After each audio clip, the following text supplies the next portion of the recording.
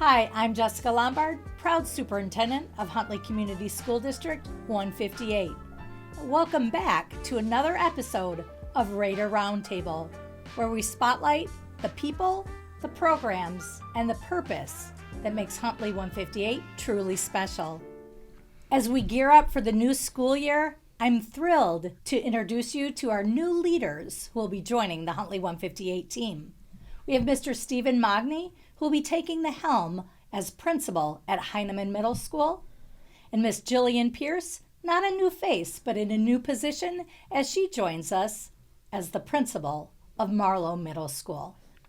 We're excited about the fresh energy, the experiences, and the commitment they'll bring to our students, staff, and the community, and they're part of the Huntley 158 family. So whether you're a student, a staff member, a parent, or a community member, settle in and let's meet the faces behind the titles. Welcome, Stephen Mogni and Jillian Pearce. Thank you so much for being here with us today. Yeah, thank you so much for having us. So let's just start a little bit by talking about who you are and a little bit about your educational background and what brought you here to Huntley 158. So we'll start with you, Mr. Mogni. Yeah, so I started my teaching career in St. Charles. I was an English teacher for many years, and decided to make that leap into administration. And one of the coolest parts about my experience was the college I was at was able to pay for me to have a long-term sub, and so I was really able to dive into it and into all of the projects that you had to do, and fell in love with all of the different organizational things you have to think about. How you're dealing with staff, parents, students all together in unison, and thought, this is what, I really want to do, what makes me happy in education. And so I took that and became a dean in Elgin at Larkin High School. Where you learn all of the intricacies of, how to handle difficult situations. Sure. And, how to help students, take the obstacles that they're facing and really overcome them, and know that the school is a place that is supportive even in difficult moments, even when there are disciplinary issues. And then I was most recently an assistant principal in Wheeling, where I really got a chance to run the school and interact with all of the different stakeholders and find ways to really build connections and be that positive force for everyone as they went through things. So I'm really excited to kind of hit the ground rolling and get started meeting everyone. Everyone seems so positive and upbeat in the community, and it's a great place to be a part of. Well, we're very excited that you selected Huntley and that you'll be joining us here this year. Yeah, thank you. Thank you. Mrs. Pearce, how about you? Not a new face, but stepping into that new role. Yes, not a new face. My journey started over 20 years ago. I was a third grade teacher, fifth grade teacher in Crystal Lake.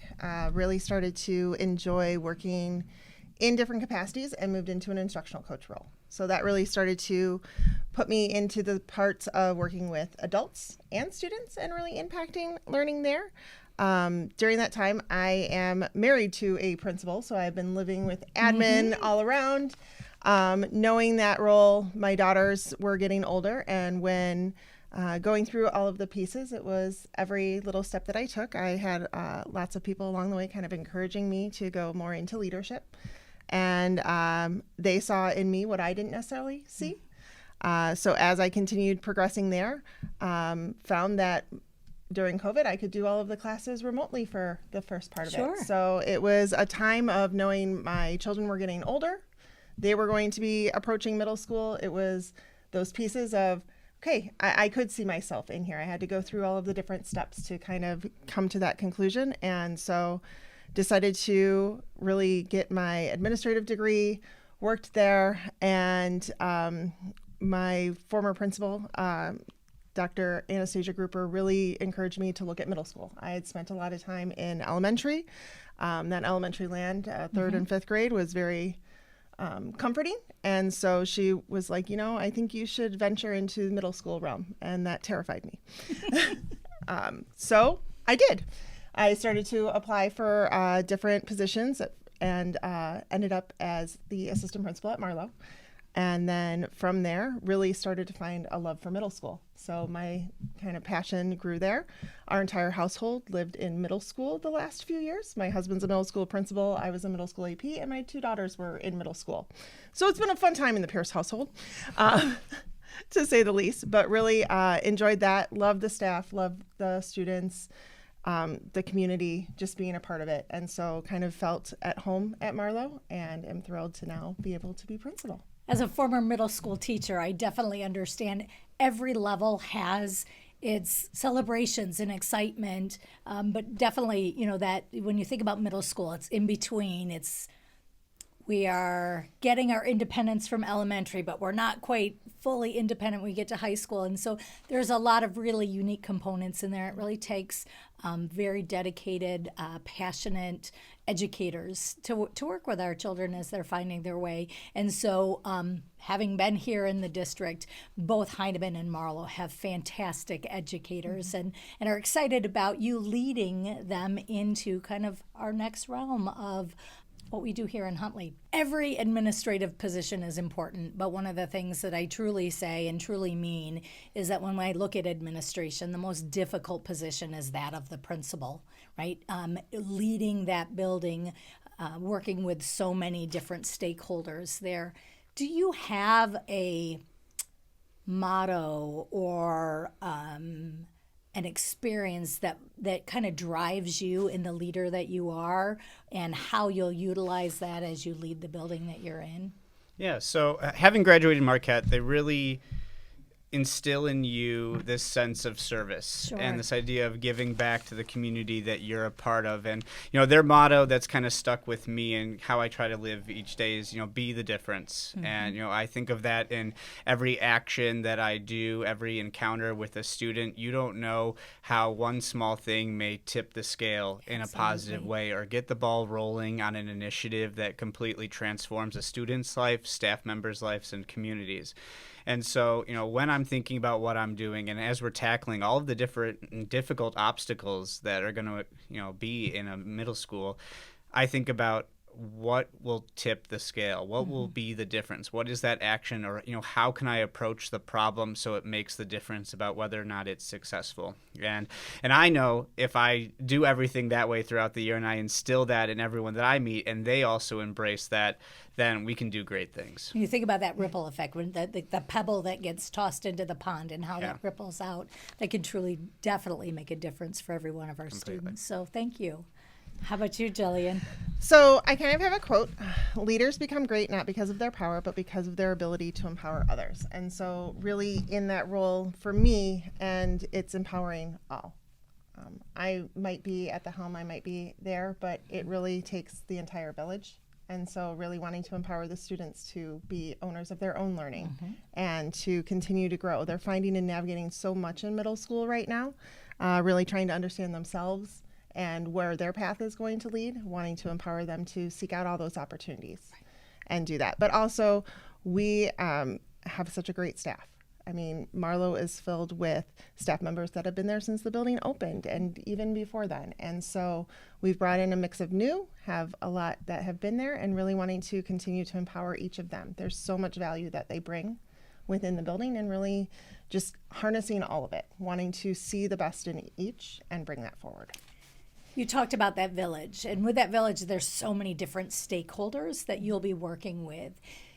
What message do you have to the stakeholders of both of your respective buildings that you want them to know as we move into this new school year? My message for them is that, as long as we approach each, problem and thing that we're going through, being open, being positive, and, being visible in our intent and, what we're trying to do, we're going to be able to handle, when there's disagreements successfully. We're going to be able to tackle, when a student's, having trouble in class with parents and teachers, and being able to navigate all of those difficult things, together together, I think is very important. I really want to be seen as that person that's out there, that's visible, that anyone can go to. It doesn't matter, if you're a parent, student, or teacher. My door is open, and if there's an issue going on, even the smallest ones, we can look at those together, because those small obstacles add up. And if we tackle the small things, then it makes the bigger things look much more, beatable. I love that you use the word together, and you said that a few times, all of us together. And when we just finished our new strategic plan in Huntley 2030, and it's building tomorrow together, because it's not one thing that either of the two of you can do, or one parent can do on their own, or one staff member. We really do have to wrap our arms around our students and really be able to bring them along together. So I love that word. Yeah, thank you for sharing. So I think as we're looking at all of the different pieces with the students, the families, the community, my message is very similar of being visible, being open. I like to be present at all of the things. You'll find me at the games. I like going in the cafeteria, having those conversations with the students, especially after all of their different, whether it's a defeat or a win, wanting to have those conversations, going to the plays, the activities, being present, but also being there are going to be times that are hard. There are going to be challenging times. There are going to be opportunities for us to think outside the box, look at each thing uniquely, and wanting to make sure that families, students, community, they feel valued and heard. And in there, how we can come to that middle ground together. Sometimes my answer is not going to be what they want to hear, and sometimes I'm going to have to hear things that I didn't want to hear. But in that, I think the foundation is really doing what's best for the students and seeing that, and really all coming together and how we can continue to grow everyone and be inclusive. Absolutely. Both of our middle schools are large, one larger than the other, but they are larger schools. And when you, Jillian, just brought up that we want, whether it's our student, our staff, our families, to feel that they're heard, that they're seen, how do you ensure, or what kinds of things will you do to try to have everybody have that feel? Because I truly know that's what both of you want, people to feel valued, to feel seen, and to feel heard. But what different strategies or things will you do to kind of get people to know that's not just lip service, but it's really what I mean? Part of some of the things I've already done at Marlowe is taking the time just to talk with one another and seeking their interests. My 8th grade class they came in with me as 6th graders. And so I ended up being the assistant principal that was in charge of that grade level and moved up with them. I spent time in the cafeteria getting to know each of the different things, wanting to find out, who are you as an individual? What are some of your interests? What are things that you like to do? What are things you do outside of school? With staff, it's being present in the rooms. First, kind of taking from that instructional coach role, how can I help? What are the ways that I can help you, that I can make things easier? But also just sitting down and having conversations. I want to know about things outside of school, who they are as a person there. Could be coffee talks. Everyone knows I'm a big fan of 7 Brew. So there are different things. We can have coffee talks, chats in the office, open door policy, being present, being around, visible in the hallways, visible drop-offs. Another great time to really interact with people. Many have seen me have to open the snake. They maybe have not been happy about having to open the snake, but there are many who will give a nice wave. They've seen my Batman umbrella blow inside out in the rain, but it's building those things of having that time to connect with one another, to sit down and talk, and just be available to have those conversations. Stephen, yours might be a little bit different, joining the building and the district for the first time, but you're still able to build those relationships and to get that same feel of value and being seen and being heard. Any thoughts that you have for what you'll do and what you will need from those stakeholders to be able to meet you there? Yeah, that communication piece is so critical. I think that, providing opportunities where, you have your weekly newsletters to staff and parents in the community, but it's really meant to be a conversation and about building connections. It's not just meant to be a dissemination of information. So finding ways to bring people in, because we want our students to feel supported all across the board. They are inundated with, a plethora of resources resources, almost to the point where they don't know where to turn because they have it, at the, tip of their fingertips on their cell phone. And so building those connections for my students, I think, is very critical, letting them know, hey, here's all the supports you have. And if you need them, this is how you access them, and giving them that playbook and allowing the parents to see, hey, this is, the playbook for your students. If you're seeing X, Y, and Z happening at home, this is what we have at the school. Let's have a conversation about it, I think goes a long way.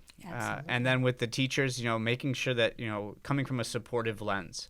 I think that as a new person in the building, there's a lot that, I don't know yet about the building, and I have to see firsthand and experience alongside of them. So, having that mentality of, being the first person to walk through, the fires of the things that we're going to deal with so that others can follow you is how I approach the things that we're doing. If they see me going through looking at these, obstacles with a growth mindset and this idea that, this is an opportunity for us to, be better, to grow, and, to build off of all of the great success that we're already seeing at the school, everyone will follow, along and, feel like it's a great place to be because it is. So you talk about some of those things. There's so much to accomplish, especially at the beginning of the school year, and there's probably all kinds of ideas that are running through your head that you'd like to do. But do you have a couple top priorities that you'd like to share that you want to make sure that you do during this school year? Yeah, I think, one of my biggest priorities is, taking a look at the policies and procedures that we have within the building. One of the top priorities is, safety and, making sure students and staff feel like it's, a safe, comfortable environment to learn and to grow and to teach. And, if our policies don't reflect that, then that's something that, we can look at and, be a little critical of and change. And this is a great moment to do that. Sure. And also taking a look at all of the cultural and traditional and legacy things that have been a part of Heineman and making sure that we're celebrating those things. And, post-COVID, it was hard to continue a lot of those things when you basically lost a year of them and you lost, the people that were in charge of those different traditions. And, so having those conversations with staff about where do we want to see Heineman go from here? What traditions were maybe lost that need to be brought back? And, what makes Heineman the special place that it is? I love that. Thank you. So one of the top priorities at Marlowe is ensuring that all students have a trusted adult. So really working to build the connections between both staff and students, and really working to make sure everyone's coming because they love to come, they want to be there, and they feel safe. And so in there, making sure that they have that space to do it. Also, it's Marlowe's 20th anniversary. So that is a big celebration for Marlowe. And so we have a lot of history within there. And so really honing in on wanting to have the community, the families, the students all know why Marlowe was named Marlowe. More about the Marlowe family, some of that legacy that has been there, but also to understand the growth that just the school itself has gone through. And so really wanting to hone in on some of those ways to really empower our students to learn more, but also to share out all of the wonderful things that have been going on. I love that both of you brought up kind of that the traditions and some of the things that made the building what it is, and how do we take those, and then also how do we move into that kind of that next phase. But both of you also hit on the idea of safety. And while in education we often think about the academic components and the growth that we can have, if our students don't feel emotionally and physically safe, they're never going to be ready to learn those new things. And so to be able to focus on that, and to also help parents feel when they send their kids off to Heineman and Marlowe, they're in a place where they feel valued, where they feel welcome, where they feel safe to be able to go through the things that a normal middle schooler does, but they're also then going to be ready to take on those academic challenges and those social challenges, right? Middle school is all about building those relationships and finding themselves in that social aspect, but you have to have that foundational component first. We talked a little bit about building those relationships and connections. Is there one thing that you'd want to say to students when they see you in the hallway, or they're like, oh, wait, hey, who's this or that you'd want a message that you'd like to send to them that, you've kind of shared some of the commitments or the things you want to do, but that you'd like to see from them? Yeah, I really want to see, life and excitement, for learning and for being in the school. I know that being in school isn't always the most exciting thing, especially, we're in the middle of summer, so it better not be on their minds. But when you're there, I hope they really enjoy the experience. I think back to when I was in middle school and, how much fun it was to learn alongside my friends, and I want the same experience for them. Nothing, makes me more upset than seeing a kid who just like, I don't like it here. If I can change that, if I can find a way to make them, feel connected to the school building, connected to one another, their teachers, then I'm doing my job. And so, to the students, it's about, if the experience isn't what you think it should be, talk to me about it, because everything we do is for you and it should be your experience. Jillian, you guys started a little bit of that last year of trying to provide some of those opportunities to hear their voice. And so they'll recognize you when you come in, but you're in a different role. So a message that you want to share. I think overall is that I really want the students to come into Marlowe and love it as much as we all love it, but also to be able to find their path in a respectful manner. So knowing those different things of what opportunities do we have for them if something's not there and they're like, hey, this club, I need something more. I want them to come to us with the ideas. We want to foster that. I know there have been students that have come up and they're like, hey, we would like to start a fishing club. Great, let's see, what interests can we gauge? What are some different things that we can do? Wanting to hone in on if something's not quite there for you yet, what can we create? I mean, some of the jobs that they're going to have haven't even been created yet. So there's so many different opportunities for each of the students, but I really want them to take and embrace that middle school experience. It can be a challenge. Having been a parent of middle schoolers, I know what the parents are going through. And they're kind of finding their way and really looking at that. And I want them to keep an open mind. Sometimes things as they're going through can seem hard, and as we get through the hard stuff, it makes it worthwhile. And sometimes, math is hard and reading is hard and it's not so fun. But ways that we can embrace all of it so that we can continue to grow. Jillian, what are you most excited for come August? I have prepared for this one a lot, and I'm going to hope that I can make it through without tearing up. My 8th grade class, they came in with me as 6th graders. And so I have worked to build a lot of relationships with those students, those families. And I am thrilled to come full circle. To be their principal at promotion, to see the growth that they have had through those years. And so that thrills me to pieces that I still get to continue on their journey and be a part of it, even if it's in a new role. But getting to see just so many of those students being able to come in. And I'm excited for the incoming students, like just to be a part of it as principal now and building those new relationships with our new incoming students as well, but really excited about getting to see those 8th graders full circle. That's awesome. And hopefully as they hear that, and those students who are coming from 5th grade to 6th grade, a little anxiety, they're excited, not so excited about the lockers and all those, but I'm hoping that they hear that passion from you, that it truly is about them, and that we're here to serve them and walk every step of their journey throughout middle school with them. So thanks for sharing that. Stephen, what excites you about opening those doors in August? Yeah, I'm really excited to see the school come to life. Having going to a new building, everything is always different. Every school is different, from the personalities of the teachers to, how the students come in and, where they congregate, what they talk about, their likes, and their dislikes. And so I'm really excited for that first day of school, kids coming in and to see, what the school looks like when it's in full swing, when it isn't dark in the hallways and everything is being cleaned, and you start to see, academics being performed and how excited the kids get for band or orchestra, and even in the lunchroom, as loud as it can get, getting to see them act like kids and to be in there, I'm really excited for. And, I'm ready for that, that moment where it's like, okay, this is what every day is going to be like. And I'm really excited for it. Well, we've gotten to know both of you through the interview process, just the experiences that you've shared, stopping in at the buildings and seeing all those things. But we know that relationships take time, and that relationships really are at the center of how we're able to move forward and do things. So getting to know a little bit about you and your vision and your educational background has been fantastic. But sometimes those relationships start with knowing something a little bit more about you personally.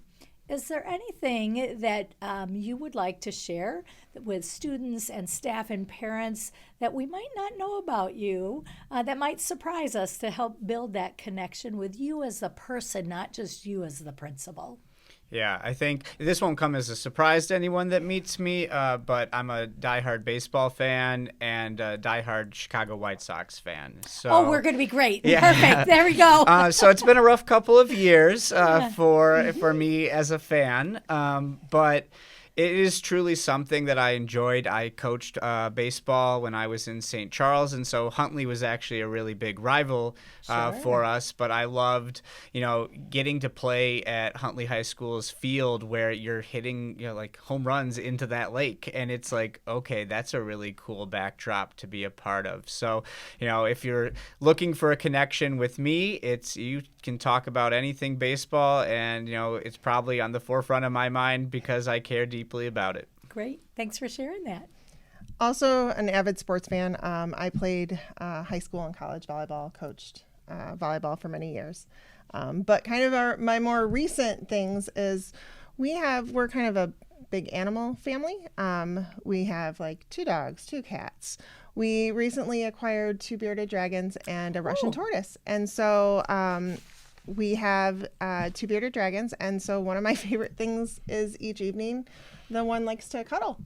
So we have a bearded dragon, likes to sit kind of nestles in. I wouldn't think about cuddling a dragon, but maybe. Being that I didn't even want to touch it for the first so long, it was Growth. My daughter's. I kind of grew, and now there is a thing of the bearded dragons like to kind of nice settle in, and it's like, no idea. So maybe at some point during the school year, the bearded dragon might make Maybe we'll have to. An appearance there at the lunchroom or something like that. Yeah, we'll see how that all goes. All right, you talked about sports at the beginning. So, the big question that everybody needs to know, Cubs, Sox, or Cardinals? It would be Cubs. So now I think I'm outnumbered. Little rivalry. That's okay. We can have that crosstown rivalry. It's all right. Yeah. Oh, good. Thank you so much for joining us today, getting to know you a little bit, again, on that personal side, but then on the educational side. And I know that I speak on behalf of all of us, that we are so excited that you are leading our 2 middle schools and are excited to see what this school year brings. So again, thank you so much for joining us today. Yeah, thank you again for having us. Thank you for having us. And thank you for joining us. And a special shout out to the Huntley Area Public Library for once again allowing us to use their recording studio. But before signing off, here's a little fun fact about Huntley. Well, actually, this one's more a little bittersweet. Well, today we had the opportunity to talk to 2 of our educators, administrators, as they're starting their journey as the principal in our school district. I'd like to shout out a special shout out to Scott Iddings. Mr. Iddings is our principal at Legee Elementary, and while this is not his first year, it is his final year in School District 158. Mr. Iddings started the journey with Huntley 158 in 1993 as a 2nd grade teacher. From there, he went on to be a 5th grade teacher. He and I started our journey as assistant principals in the same year he was at Hannah Martin, and a few years later took the helm as principal when Conley opened up, and has most recently been the principal of Legee Elementary. So throughout the school year, if you're able to see Mr. Iddings through the community over at Legee, share your gratitude with him for the things that he's been able to do for Huntley 158. We're not saying goodbye just yet. I'd like to personally thank you, Mr. Iddings, for 33 wonderful years in Huntley School District 158. And as always, thank you for tuning into RAIDER Roundtable, where it's all students, always. Until next time.